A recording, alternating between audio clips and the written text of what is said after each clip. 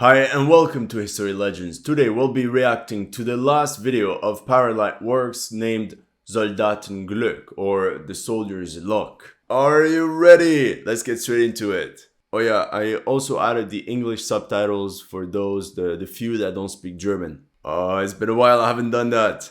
Let's go.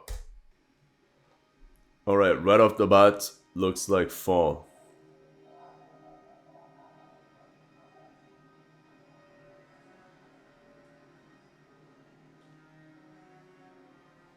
Bryansk, that's in Russia now, October 1944. Alright, so looking at the uniforms, very accurate.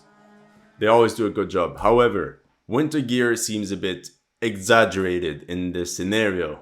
It clearly states October. It's not that cold. You don't need this scarf, I don't know how you call it, this big coat, the gloves, and all this winter gear. I looked it up. Average temperatures in Bryansk is 9 degrees during the day and 2 degrees at night. Celsius, of course. I don't know, maybe it's a Canadian thing, but October, it's still late summer. Definitely not wearing that. Apart from that, from a historical perspective, the uniforms are correct for the winter period. This is exactly what German soldiers would have worn.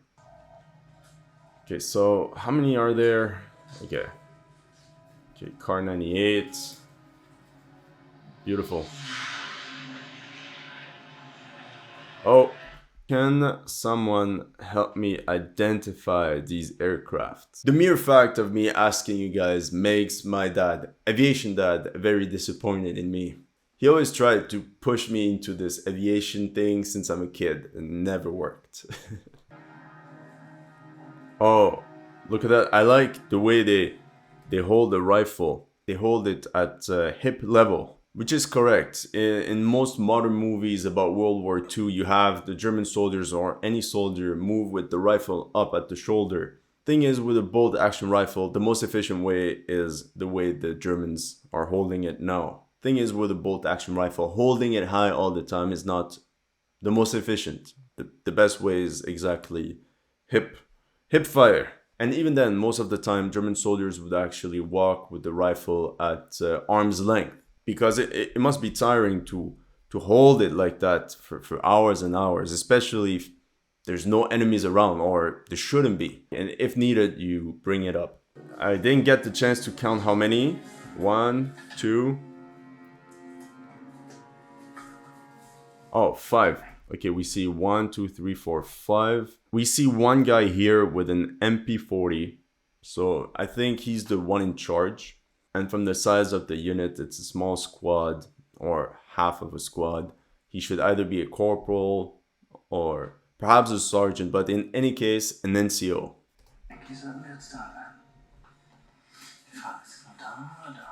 Okay, they got lost. You know, it happens. Perhaps they're new in the sector and they don't really know their way around, so it's possible. Ah, Unteroffizier. Okay, that confirms it. He is an NCO. Langsam rechts. Ja, das Wahnsinn auf dem Kopf in die falsche Richtung. Pech haben wir den Russen direkt in die Augen. Das ist eigentlich Richtung Wald zur Kompanie. Ja. Was für ein Held. Oh, look at that. What I like here is that we can see immediately that they all have their gear, the canteen, the ammo, the poncho, whatever. They have all their gear attached to their back, like they would have in reality. In a lot of movies, German soldiers, they have nothing with them. When they went to mission, Germans always carried everything. This is what I like about ParaLight WorX in terms of feeling, in terms of uniforms and weapons. It's always spot on. Oh, you see all the bags, canteen, water canteen, it's all there. Bayonet.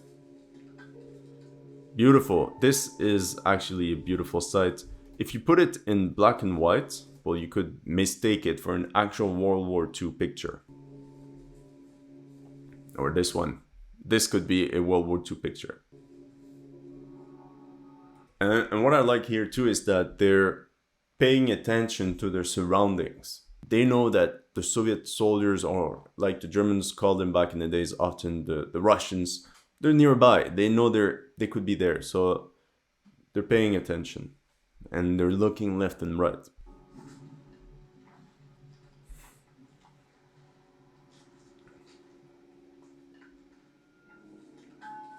And also like that they're walking in a column.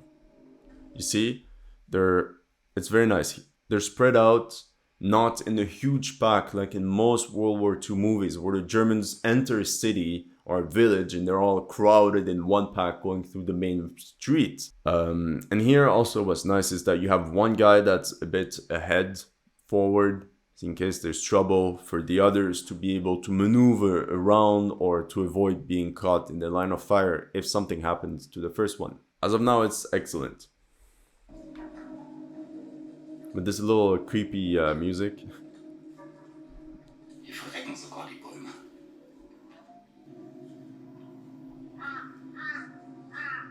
Okay, we see bodies. There clearly has been a battle here.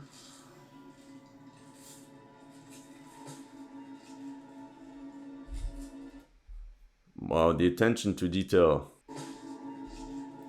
Look at that. You see all their equipment. We see a shovel.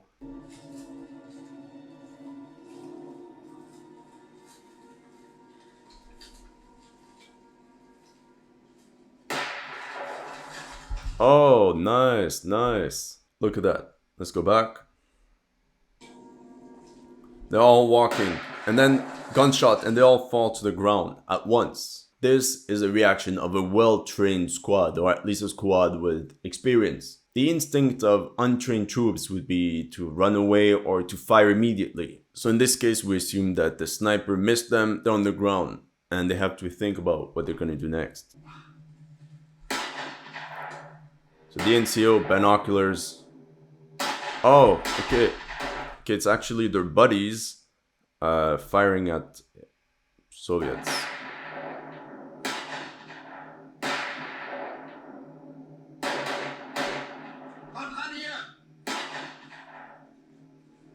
Okay, so they haven't been spotted yet.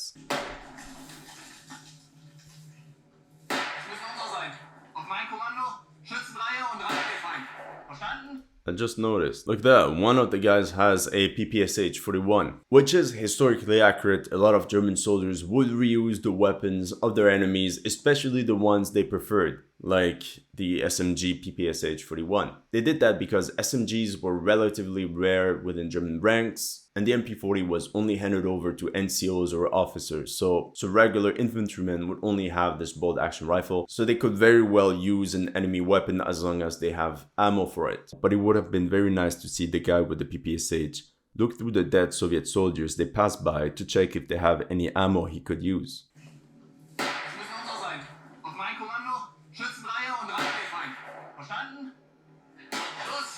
Wait, hold on. I don't get it. He said, at my command, go where? Like, he said, at my command, go somewhere or do something. He didn't give a precise order as to where they should go. Just follow him. I don't know, correct me if I'm wrong, but the NCO could at least point at a landmark in front of them, like this line of tree or this tree trunk. Let's all go there, but just follow me? I don't know. Let's take a quick look at the group's composition. We have one NCO with an MP40. We have one soldier with a PPSH-41. These two have SMGs, the highest rate of fire. And then we have 3 other men with bolt-action Kar 98s. I'm very curious to see what will be their strategy and how they'll use all these different weapons to their advantage.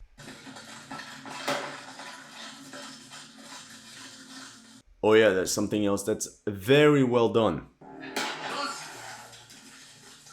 Check this out. When they run, the entire kit doesn't make that much noise. It doesn't cling and like it's as if it's a symphony, so all the enemies know you're coming. You strap everything together so it doesn't make noise.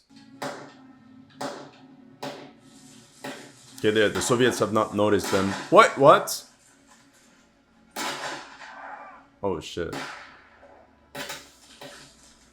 Here we're again back at some questionable tactical choices. So here we see that They're moving forward. The Soviets have not seen them.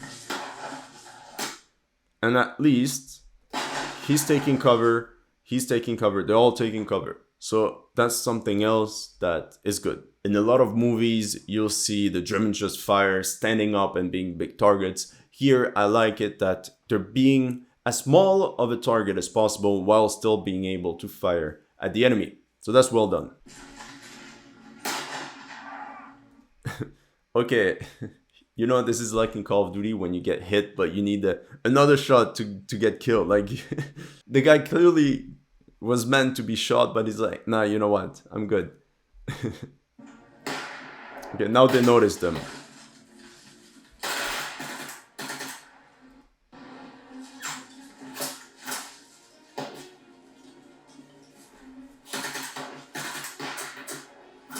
I also like how they're jumping from one hiding spot to another. They move, fire, and go down. Again, this is very good. As you know, this is my third time, I think, reacting to ParaLight WorX. I've even been in contact with them. And what I admire about them is that they literally want me to be harsh in these reactions. And what they do is that they actually improve their movies with the feedback. The reason I say this is because in one of their previous movies, the German soldiers were quite slow and unfit. Like, it wasn't realistic. And I'm happy to see that now the soldiers are actually moving faster. They're agile. And a little spoiler between you and me, they even asked me to write a scenario for them that's going to be for 2023. Let's see what happened with that. Okay, now it's the interesting part. Let's talk about the tactical choices of this NCO. I'm gonna draw this. I'm gonna use a very rough sketch of the tactical situation. They started up at this Waldesrand, at this forest edge. They didn't know where to go. They followed the path and then sort of turned towards the forest. They're in this open ground when they heard that gunshot. And then they all fell flat on the ground approximately at this location. Now the NCO had two options. Option one was to move directly towards a firefight and flank the Soviets. This is the option he picked. Problem is, we only see 5 Soviets. We don't know how many more could be behind them. From what I've read, Soviet patrols usually consisted of a platoon of about 30 men. In that case, historically speaking, there would be at least 25 other guys somewhere behind in the forest. By attacking on their own without any mortar or machine gun support, our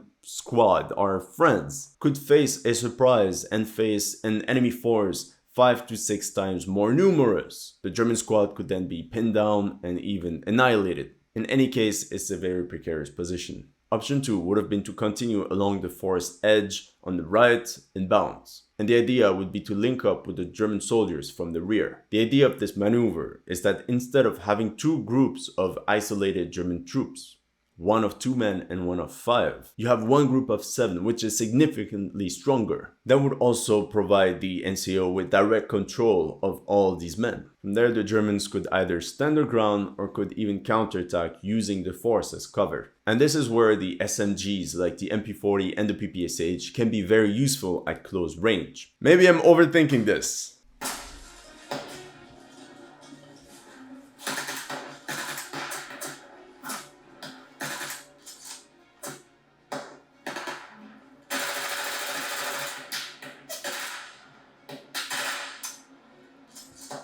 If he's hoping to hit anything at that range with a PPSH, I mean, good luck.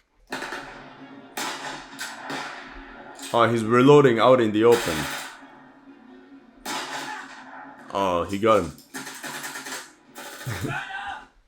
I love the way he fired that MP40. Pretty cool. Is it realistic? That's another question.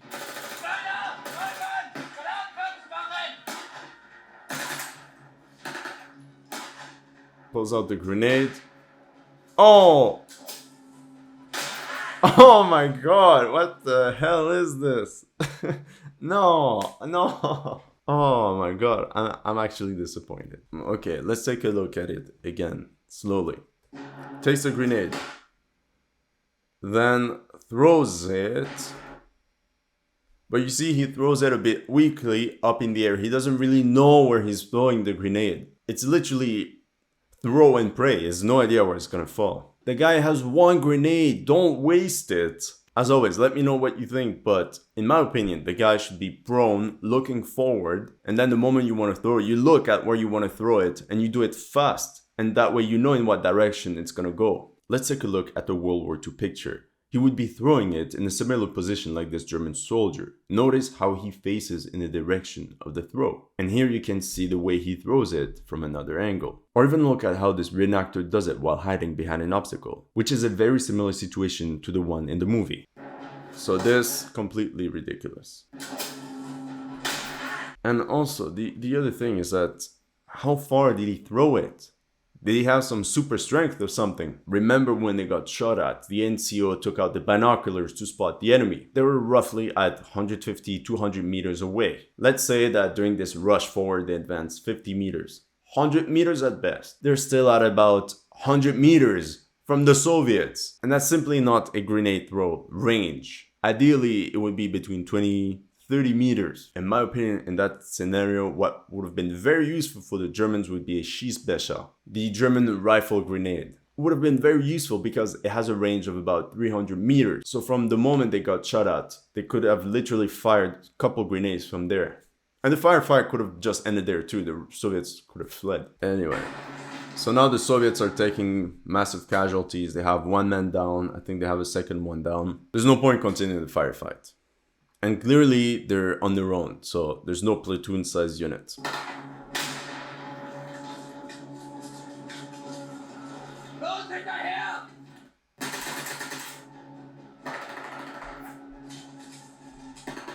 So now it's the pursuit.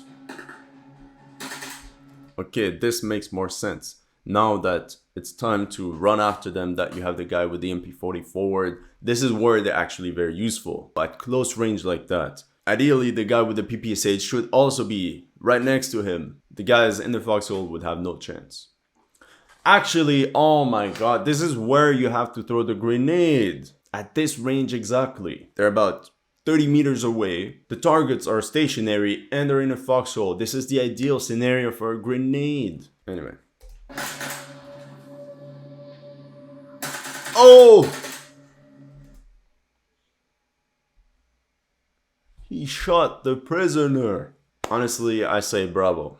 This is exactly what would have happened. And this was also one of my main criticisms of one of their previous videos, where a German soldier befriends one of the Soviets in the middle of a battle. Let's be honest, this is a firefight. Your blood is pumping, your adrenaline is through the roof, you're pursuing a fleeing enemy. You're winning. And then you have these guys right in front of you. Even in Generation War, they always try to show it as if the Germans were super nice guys taking care of the prisoners. Come on, you're in the middle of a firefight. You don't know if he's charging at you or if he's gonna fire. You pull that trigger.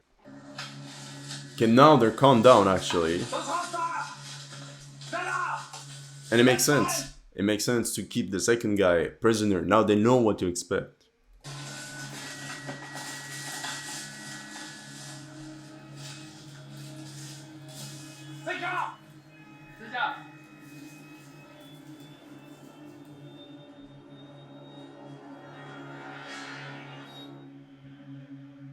Okay, it's over.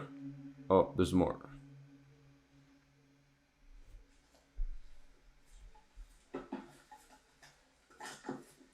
Mensch, hätten wir uns nicht verlaufen, hättest die anderen erwischt. Naja, Soldatenglück. Anyway, another quick video. That's all I have for you today. Let me know in the comment section what you thought of my analysis. If you're new to this channel, make sure to like and subscribe. And as always, if you want to support my work, make sure to check out my Patreon or my PayPal to keep the show running.